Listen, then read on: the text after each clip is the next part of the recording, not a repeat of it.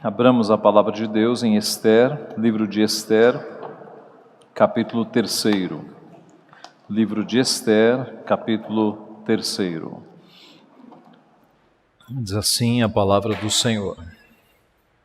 Depois destas coisas, o rei Assuero engrandeceu a Amã, filho de Amedata, Agagita, e o exaltou, e lhe pôs o trono acima de todos os príncipes que estavam com ele. Todos os servos do rei que estavam à porta do rei se inclinavam e se prostravam perante Amã, porque assim tinha ordenado o rei a respeito dele. Mordecai, porém, não se inclinava, nem se prostrava. Então os servos do rei que estavam à porta do rei disseram a Mordecai: Por que transgrides as ordens do rei? Sucedeu, pois, que, dizendo-lhe eles isto, dia após dia, e não lhes dando ele ouvidos, o fizeram saber a Amã, para ver se as palavras de Mordecai se manteriam de pé, porque ele lhes tinha declarado que era judeu. Vendo, pois, Amã que Mordecai não se inclinava, nem se prostrava diante dele, encheu-se de furor. Porém teve como pouco nos seus propósitos o atentar apenas contra Mordecai, porque lhe haviam declarado de que povo era Mordecai. Por isso procurou Amã destruir todos os judeus, povo de Mordecai, que havia em todo o reino de Assuero. No primeiro mês, que é o mês de Nisã, no ano do 10º do rei Assuero, se lançou o pur, isto é, sortes, perante Amã, dia a dia, mês a mês, até o 12º, que é o mês de Adar. Então disse Amã ao rei Assuero: Existe espalhado, disperso entre os povos, em todas as províncias do teu reino, um povo cujas leis são diferentes das leis de todos os povos, e que não cumpre as do rei, pelo que não convém ao rei tolerá-lo. Se bem parecer ao rei, decrete-se que sejam mortos, e nas próprias mãos dos que executarem a obra, eu pesarei 10.000 talentos de prata para que entrem nos tesouros do rei. Então o rei tirou da mão o seu anel, deu-o a Amã, filho de Amedata, Agagita, adversário dos judeus. E lhe disse: Essa prata seja tua, como também este povo, para fazeres dele o que melhor for de teu agrado. Chamaram, pois, os secretários do rei no dia 13 do primeiro mês, e segundo ordenou Amã, tudo se escreveu aos sátrapas do rei, aos governadores de todas as províncias, e aos príncipes de cada povo, a cada província no seu próprio modo de escrever, e a cada povo na sua própria língua. Em nome do rei Assuero se escreveu, e com o anel do rei se selou. Enviaram-se as cartas por intermédio dos correios a todas as províncias do rei, para que se destruíssem, matassem e aniquilassem de vez a todos os judeus, moços e velhos, crianças e mulheres, em um só dia, do dia 13 do 12º mês, que é o mês de Adar, e que lhes saqueassem os bens. Tais cartas encerravam o traslado do decreto para que se proclamasse a lei em cada província. Esse traslado foi enviado a todos os povos, para que se preparassem para aquele dia. Os correios, pois, impelidos pela ordem do rei, partiram incontinenti, e a lei se proclamou na cidadela de Suzã. O rei e Amã se assentaram a beber, mas a cidade de Suzã estava perplexa. Vamos orar. Pai Santo, nós te louvamos e te agradecemos pela beleza da tua palavra, pelo registro fiel que o Senhor conservou até os nossos dias, para que tivéssemos acesso à história do teu povo, a parte da história do teu povo, e para que fôssemos ensinados pelo Senhor a observarmos o pecado dos nossos antepassados, e para que observássemos o teu grande poder, regendo a história, controlando todos os acontecimentos. Nós te louvamos por isso, te louvamos pela bênção e o privilégio que temos de ter acesso à tua santa palavra, na nossa própria língua, e assim sermos ensinados pelo Senhor. Ensina-nos então, Pai, nesta noite, nós te pedimos mais uma vez, fala aos nossos corações. Pai, abre a nossa mente, o nosso entendimento, para que entendamos a Tua palavra, a Tua mensagem para a nossa vida, Pai. É o que nós pedimos humildemente, em nome de Jesus. Amém. Meus irmãos, a história do povo de Deus é uma história de perseguições, de sofrer perseguições. Desde o começo nós percebemos as lutas pelas quais o povo de Deus passou, perseguidos pelo Império Egípcio, perseguidos pelo Império Babilônico. Agora nós os vemos perseguidos pelos medos persas. Na sequência, no Novo Testamento, nós vamos perceber a perseguição romana, né? Nossos irmãos apóstolos sendo chicoteados, recebendo a ordem de não pregar mais o nome de Cristo. No final do Novo Testamento, nosso irmão apóstolo João sendo desterrado por causa do Evangelho, saindo do período bíblico e entrando nos livros de história. Nós percebemos que nos 3 primeiros séculos foram séculos de muita perseguição. Nero, por exemplo, sobe numa torre, incendeia boa parte dos bairros de Roma, especialmente os bairros não cristãos, para que a culpa fosse dos cristãos, e ali, tal como um louco, tocando a sua harpa, sua lira, fica observando Roma pegar fogo, e a culpa vai para os cristãos. Vários imperadores subiram e lutaram, decretaram perseguição contra o povo cristão. Alguns imperadores eram mais pacíficos, mas os 3 primeiros séculos da história da igreja foram séculos de intensa perseguição contra os cristãos. Disse um historiador que o sangue de cristãos era semente do Evangelho. Quanto mais se matavam cristãos, mais o Evangelho crescia e prevalecia. Até que entra um imperador chamado Constantino, ali no começo do século IV, e em 313 ele assina um edito, o Edito de Milão, que coloca fim às perseguições religiosas. E no final deste mesmo século, outro imperador, Teodósio, assina um outro edito, uma outra lei, considerando agora o cristianismo a religião do império.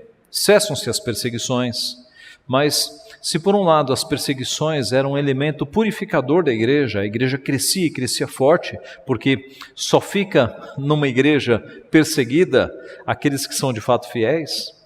Com esses editos, né, que cessaram a perseguição e depois tornaram o cristianismo a religião oficial do império, a igreja perdeu muito, né, porque aí o Estado acabou entrando na igreja, os cargos começaram a ser distribuídos para os religiosos, e aí você tem uma longa história que durará cerca de 1000 anos, a Idade Média, em que a igreja foi corrompida.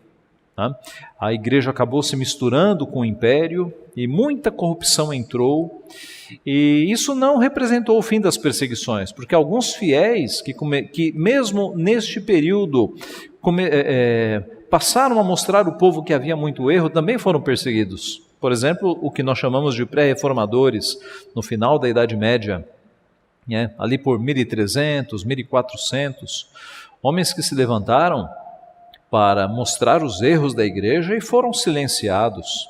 Talvez o primeiro dos pré-reformadores tenha sido Valdo, que deu origem aos valdenses, que estão por aí ainda hoje, né? Valdo foi um homem que leu o Sermão do Monte e ficou impactado com as palavras de Cristo, impactado. Ele era um comerciante e decidiu vender tudo o que tinha. Na verdade, ele vendeu tudo o que tinha e parte do dinheiro entregou para sua esposa e para sua filha, para que elas tivessem manutenção, e ele saiu com as roupas do corpo, descalço, pelas ruas pregando o Evangelho, reproduzindo o Sermão do Monte. Isso foi tão impactante para a época que muitos fizeram a mesma coisa, passaram a segui-lo, né, viajando e pregando o Evangelho. O movimento cresceu e representantes foram até Roma para pedir a bênção da Igreja Católica. Pois eis que o Papa disse: não reconhecemos este é um movimento herege.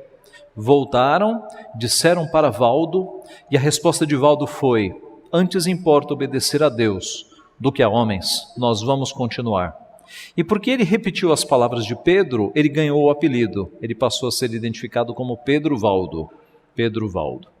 Pois os valdenses eram ali, digamos que uma primeira reação aos erros da Igreja Católica, voltaram-se ao Evangelho simples do nosso Senhor Jesus Cristo e perduraram. Lá na Reforma, valdenses 1300 alguma coisa, lá em 1500 e alguma coisa, né, no movimento reformado, nós temos registros de que os valdenses colaboraram com a Reforma, foram contactados e colaboraram.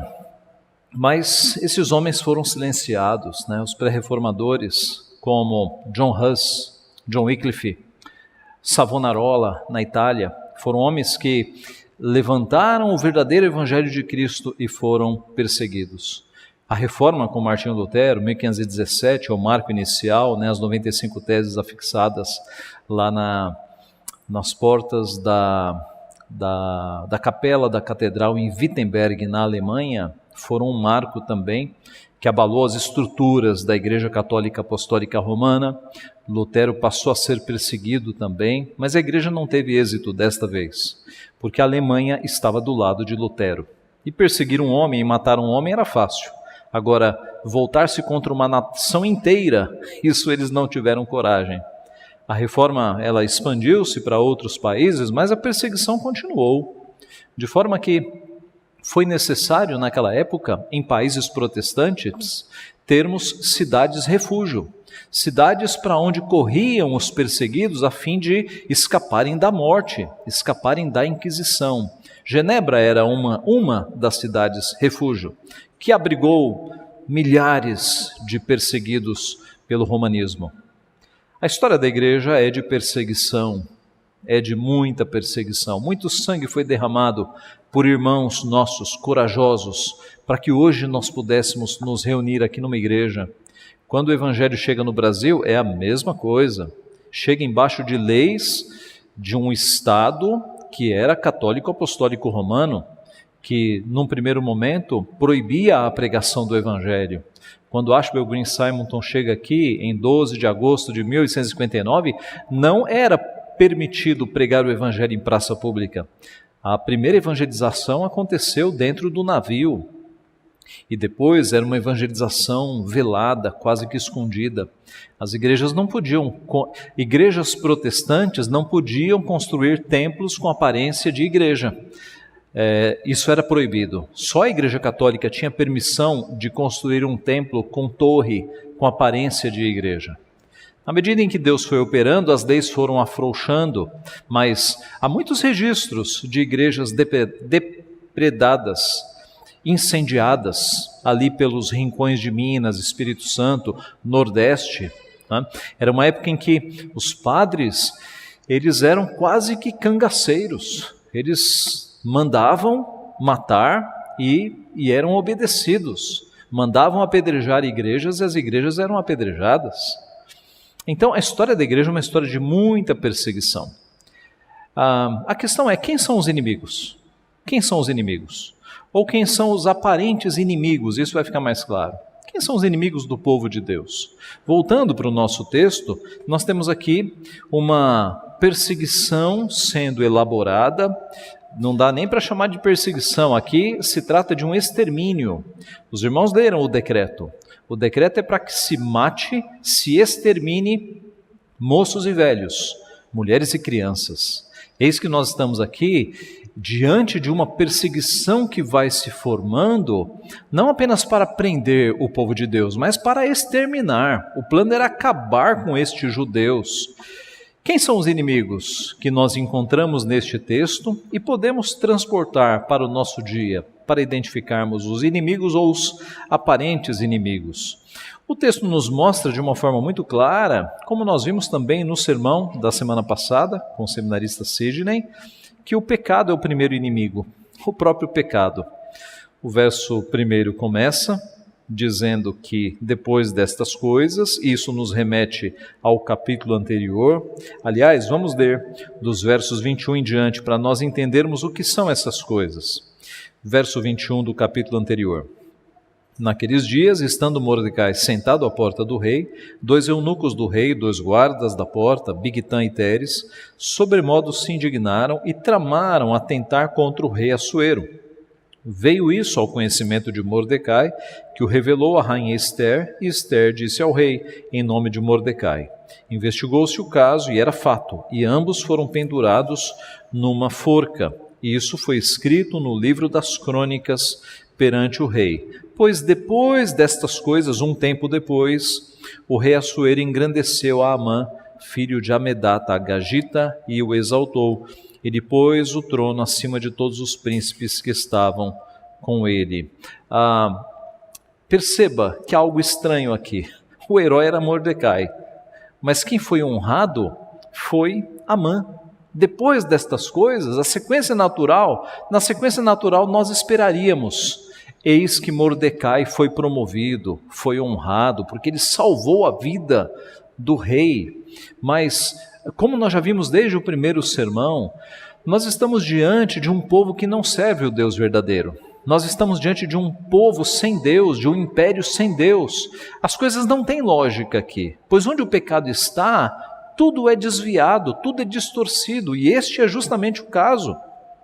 Pois depois destas coisas, quando nós aguardaríamos que Mordecai fosse exaltado e promovido, quem é promovido é Amã, o honrado foi outro.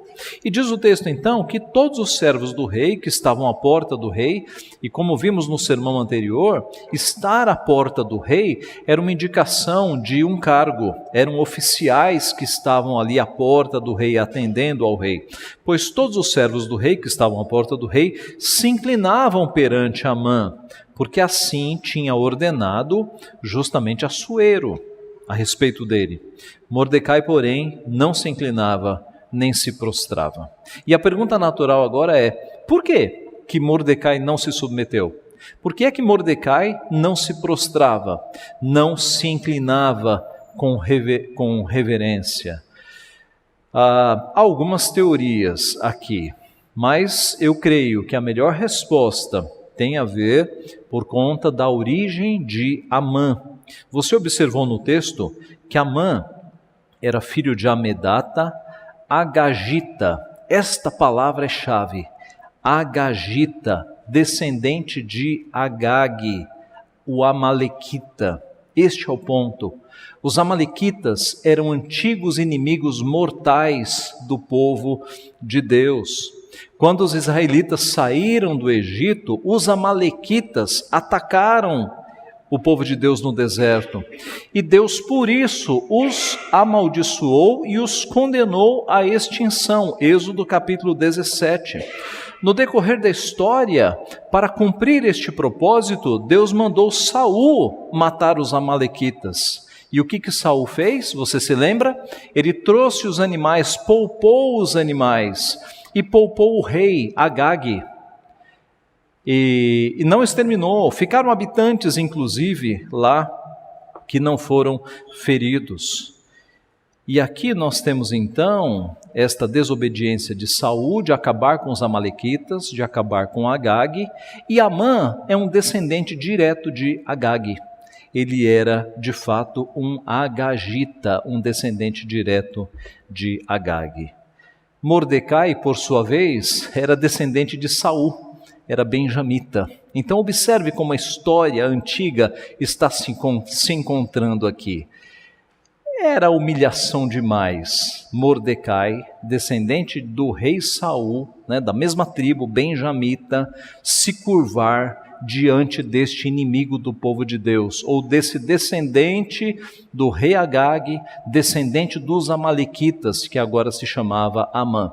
Nós temos aqui então um conflito racial, étnico, uma inimizade antiga entre dois descendentes, Amã e Mordecai. Por isso que Mordecai não se curvou. E os versos seguintes nos dão apoio para essa ideia. Por quê? Porque diz o texto que os servos do rei estavam à porta, e disseram a Mordecai: por que você transgride as ordens do rei?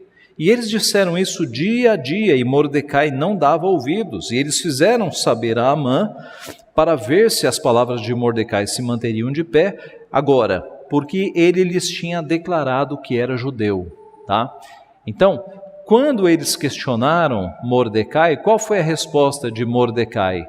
Eu sou judeu. E talvez Mordecai tenha detalhado mais. Talvez Mordecai tenha contado inclusive a história desta inimizade profunda entre os judeus e os amalequitas, ou os descendentes de Agag. Ora, irmãos, não dá para dizer aqui que Mordecai estava sendo fiel a Deus.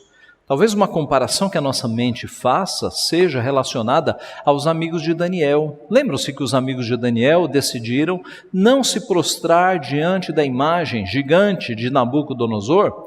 Eles o fizeram por fidelidade a Deus, não há dúvida. Não é o caso aqui de Mordecai, não é o caso. Mordecai era oficial do Império Medo-Persa. Ele já havia se adaptado à cultura, ele já havia feito muita coisa ali errada. Isso era uma questão pessoal, era uma questão de fato de orgulho próprio, né? Mordecai não era exemplo de santidade nem de piedade. Lembrem-se de que Mordecai fez de tudo para que Ester entrasse naquele relacionamento ímpio, né? E fosse ali uma rainha na mão de um ímpio chamado Assuero ou Xerxes. Então, Mordecai não está aqui seguindo o nosso Deus. Para ter se tornado oficial, ele aceitou muita coisa errada ali. Aliás, irmãos, se Saul lá atrás tivesse obedecido corretamente ao nosso Deus, não haveria Amã, não haveria descendentes aqui dos amalequitas. Observe como pecados do passado produzem consequências. Observe como pecados do passado podem trazer consequências não só para você hoje, como para as futuras gerações. Então, não esconda os teus pecados, resolva os teus pecados diante do Senhor, trate os teus pecados, ou deixe que Deus trate os teus pecados, para que eles não te assombrem no futuro, ou assombrem os teus filhos, para que eles não venham à tona, como aconteceu exatamente aqui. Meus irmãos, o primeiro inimigo nosso é o nosso pecado. O primeiro inimigo é o pecado. A primeira cena dessa história mostra que o inimigo é o pecado. Se Saul tivesse obedecido lá atrás, não teria acontecido isso. Se Mordecai tivesse engolido o seu orgulho, não haveria acontecido esta lei mandando aniquilar e exterminar todo o povo de Deus ali. Não é novidade que o pecado é o nosso inimigo há muito tempo. A palavra de Deus nos diz: as vossas iniquidades fazem separação entre vós e o vosso Deus, e os vossos pecados encobrem o seu rosto de vós. Aquilo que nos separa de Deus se chama pecado. Pecado.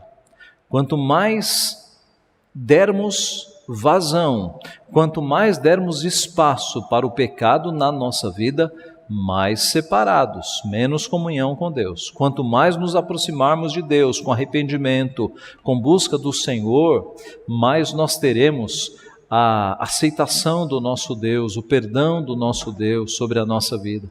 Nós lemos o texto de Hebreus 12, que fala de disciplina, não é? Nós não estamos falando aqui que o crente perde a salvação, que o pecado nos tira da salvação, nada disso. Mas o pecado, como ele nos afasta de Deus, ele chama a disciplina do Senhor. E é por isso que alguns crentes sofrem tanto, porque estão vivendo vidas de desobediência e Deus está pesando a mão, não tenha dúvida. Se você é um filho, Deus vai pesar a mão, Deus vai puxar a tua orelha e dói de fato. É assim que Deus faz para que os filhos voltem para os seus caminhos. Então o pecado é de longa data o nosso inimigo. A palavra diz que todos pecaram e carecem da glória de Deus. Romanos 3:23, Romanos 5:12, portanto, assim como por um só homem entrou o pecado no mundo e pelo pecado a morte, assim também a morte passou a todos os homens porque todos pecaram. O pecado é universal, todos nascem em pecado. A boa notícia, no nosso caso, é que Jesus venceu o pecado. Ele é o Cordeiro de Deus que tira o pecado do mundo. Aquilo que o sangue de bois e de ovelhas não conseguiu fazer no passado, ou fez de maneira imperfeita, Jesus Cristo fez de uma só vez, com um único ato de sacrifício. No Antigo Testamento, os sacerdotes não tinham descanso, não havia cadeiras no tabernáculo, eles não podiam se sentar, porque o povo não parava de pecar, e eles não paravam de oferecer sacrifícios, pois o escritor aos Hebreus diz que Cristo apresentou um único sacrifício perfeito e assentou-se. Cessaram os sacrifícios. Esta é a razão porque o nosso culto não é feito com sangue, não trazemos animais para serem sacrificados, porque Cristo é o Cordeiro de Deus que tirou de uma vez por todas o pecado do mundo. E eis que nós estamos no meio da história da redenção, não é? E os pecados que cometemos são confessados e o sangue de Cristo nos purifica de todos os pecados, mas eis que quando Cristo retornar e acontecer a consumação de todas as coisas, o julgamento final, a ressurreição dos mortos, eis que de uma vez para sempre o pecado será algo que fará parte apenas do nosso passado. Em glória nós não teremos mais qualquer pecado, porque Cristo é o Cordeiro de Deus que tira o pecado do mundo. Então esta é a boa notícia para um povo que jazia em trevas. Eis que a grande luz que foi vista é o nosso Redentor, e o primeiro inimigo foi vencido, é o pecado. E na nossa vida é uma questão de tempo, até que nós passemos pela transformação final com corpos sem pecado. O segundo inimigo que nós vemos aqui muito claro no texto vamos chamar de o homem mau. O homem mau. No caso é Amã. É a segunda cena, é a vingança de Amã. Diz o verso 5: Vendo, pois, Amã que Mordecai não se inclinava, nem se prostrava diante dele, encheu-se de furor. Amã ficou furioso com a falta de submissão de Mordecai. Porém, teve como pouco nos seus propósitos o atentar apenas contra Mordecai. Por quê? Porque lhe haviam declarado de que povo era Mordecai. Por isso procurou Amã destruir todos os judeus, povo de Mordecai, que havia em todo o reino de Assuero. Então note, assim como Mordecai contou àqueles outros servos que ele era judeu, e possivelmente contou a história toda de que os amalequitas deveriam ter sido destruídos e aniquilados lá atrás, Amã fez a mesma coisa. É a vingança. Pois vocês queriam que nós tivéssemos sido destruídos e aniquilados lá atrás? Pois agora eu tenho o poder. Agora vai ser assim com vocês. Os judeus é que vão provar exatamente desta punição. Eles serão destruídos e aniquilados. Observe que é a mesma coisa. É a vingança que vem na mesma moeda. A diferença é que a ordem de aniquilar os amalequitas era justa, porque eles se voltaram contra o povo de Deus lá atrás. Mas aqui tudo está operando na injustiça, e ele vai tentar aniquilar os judeus. Mas observe como num império sem Deus, num governo sem Deus, a justiça é totalmente distorcida. Por conta da desobediência de Vasti, no primeiro capítulo, todas as mulheres tiveram que sofrer. Decretos de submissão foram enviados para todo o reino. Pois aqui, por conta da desobediência de um homem, Mordecai, todos os judeus serão punidos. É um reino sem noção de justiça. Todo o povo de Deus terá que pagar. No verso 7, nós temos aqui as consultas, as sortes, né? Amã faz uma consulta, lança sortes para ver qual é o dia ideal da matança, do extermínio. No verso 8 e 9, nós temos Amã falando ao rei Assuero, porque ele precisava do apoio do rei. Existe espalhado, disperso entre os povos, em todas as províncias do teu reino, um povo cuja lei são diferentes das leis de todos os povos e que não cumpre as do rei, pelo que não convém ao rei tolerá-lo. Observe que o nome Israel ou Judá não são mencionados, talvez por uma estratégia. Talvez se Amã dissesse a Assuero, os judeus, os israelitas estão desobedecendo, Assuero ligasse imediatamente isso ao nome de Ester e dissesse: opa, ninguém vai tocar no povo da minha rainha. Mas não, sagazmente ele não usa o nome Judá nem Israel. Se bem parecer ao rei, decrete-se que sejam mortos, e nas próprias mãos dos que executarem a obra, eu pesarei 10.000 talentos de prata, para que entrem nos tesouros do rei. Observe que este é um inimigo poderoso. Ele tem, não sabemos como, 10.000 talentos de prata. Isso era muito dinheiro para a época. E o rei ficou animado, né? Então veja, o duplo benefício. Além de eliminar rebeldes, os cofres do reino vão se encher com 10.000 talentos de prata. O rei não queria nem saber o nome. E assim, este inimigo poderoso teve espaço, porque o rei, verso 10, tirou da mão o seu anel e o deu a Amã, filho de Amedata, agagita, adversário dos judeus. Que simbologia é essa de tirar o anel? O anel de um rei era o que nós chamamos de sinete. Ele tinha um formato do império em que, nos decretos reais, selava-se o decreto com argila ou cera, né? E o anel do rei, ele colocado ali naquela cera ou naquela argila, ele ficava com a marca do rei. Seria aí o precursor do nosso carimbo, né? O carimbo tem uma marca, pois o sinete, este anel com uma marca, ele colocava ali, de fato, a marca do rei. Pois Assuero tirou o seu anel e deu na mão de Amã. Amã, você tem total autoridade para fazer o que você quiser. Faça o decreto e coloque lá a minha marca. Percebem o passamento da autoridade que está sendo feito aqui? E use esse dinheiro, esses 10.000 talentos de prata, para a execução dos planos. Siga adiante.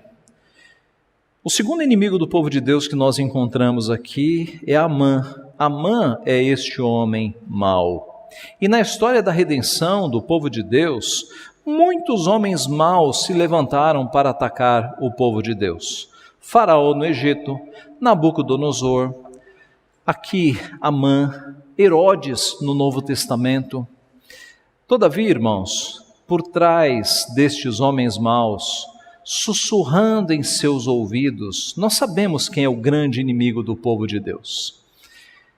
Ele se chama Satanás. É ele quem está sussurrando constantemente nos ouvidos destes homens maus para que eles exterminem, para que eles matem, para que eles acabem com este povo, exterminem este povo, para que não nasça o Messias, para que não nasça aquele que vai esmagar a minha cabeça. Acabem com este povo logo, para que a linhagem messiânica não continue. Meus irmãos, isso não é ficção. João, divinamente inspirado, escreve no Apocalipse a visão justamente do dragão e da mulher, que é uma parábola no Apocalipse que aponta justamente para o dragão em toda a história da revelação, tentando impedir aquele que vai nascer da barriga desta mulher. Veja comigo, Apocalipse capítulo 12. Apocalipse capítulo 12.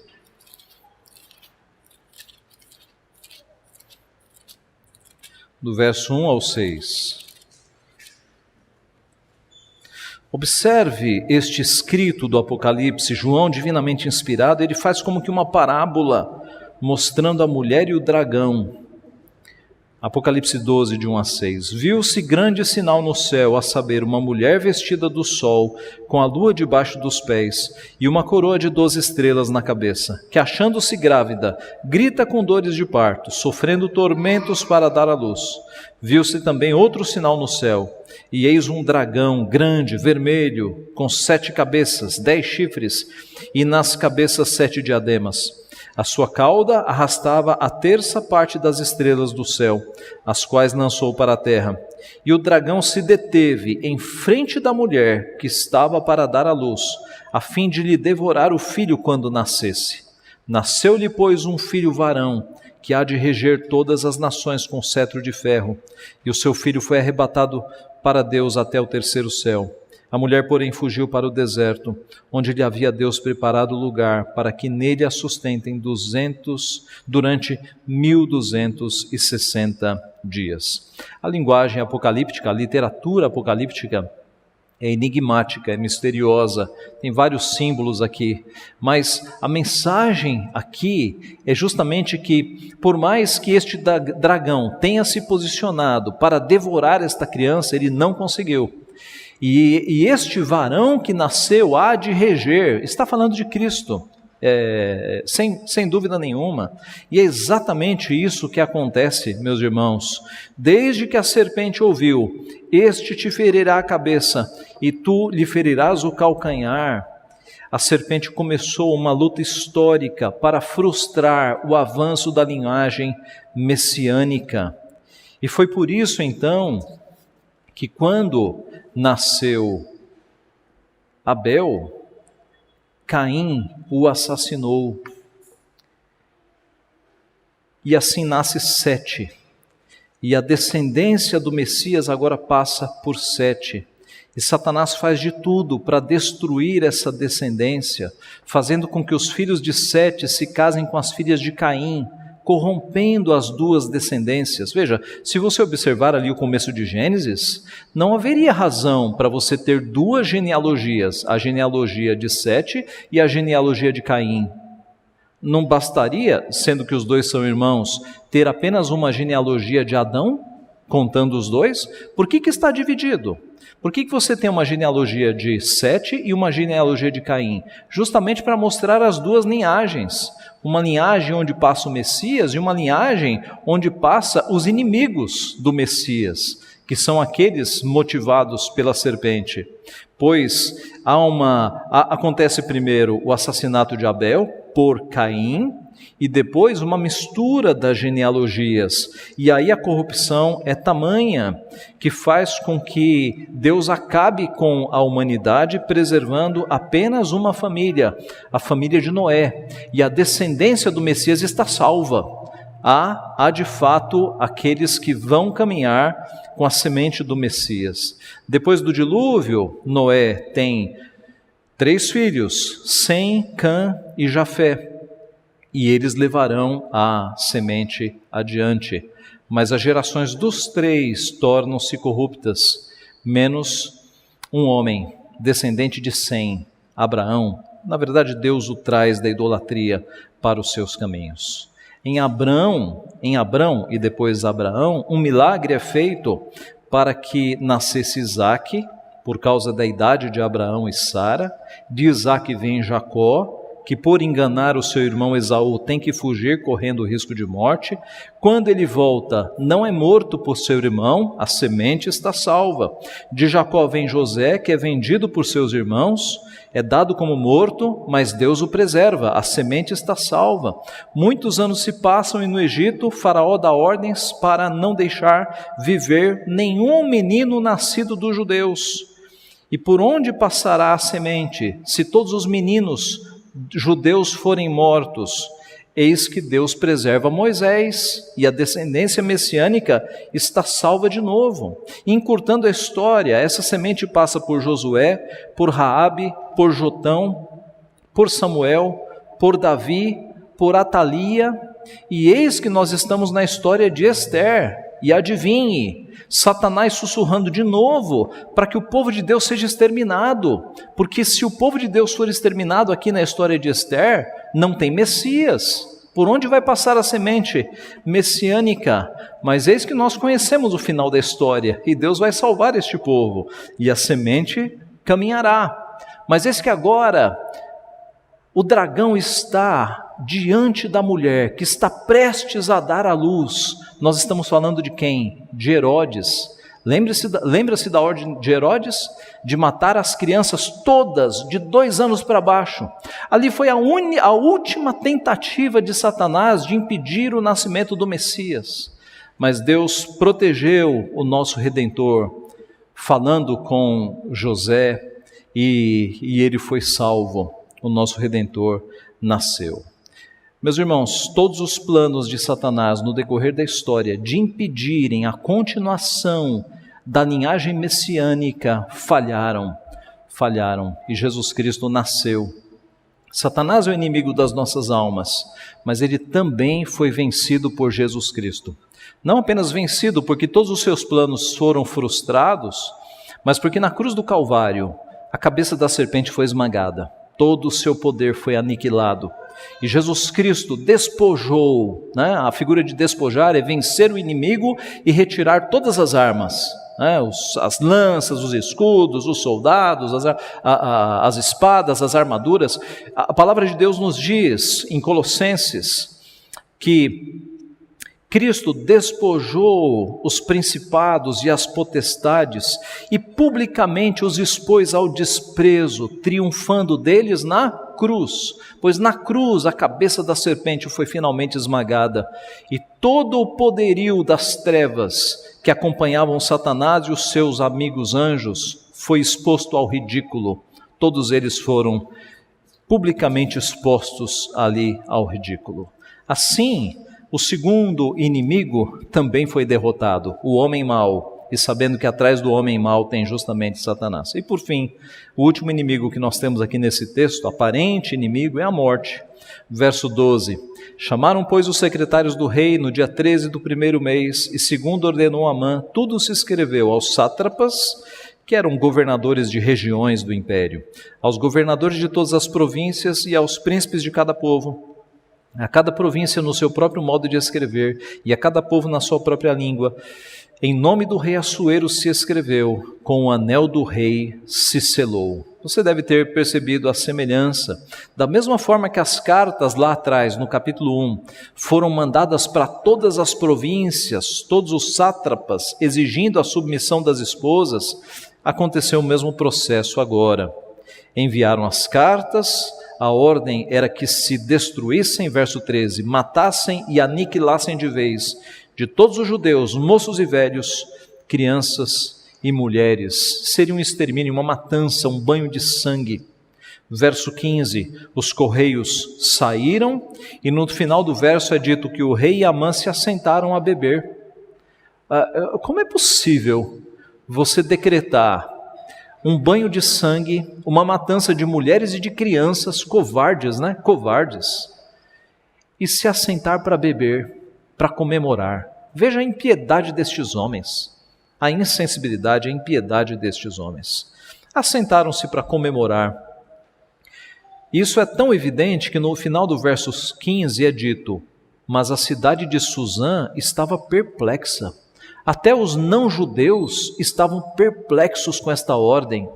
Vão acabar com o povo inteiro, vão matar mulheres e crianças. É isso mesmo, a cidade estava perplexa. Meus irmãos, a morte é o terceiro inimigo. A boa notícia é que esse inimigo também foi derrotado pelo nosso Deus, por Jesus Cristo. Desde que o pecado entrou no mundo, a morte também entrou, mas a morte foi vencida por Cristo.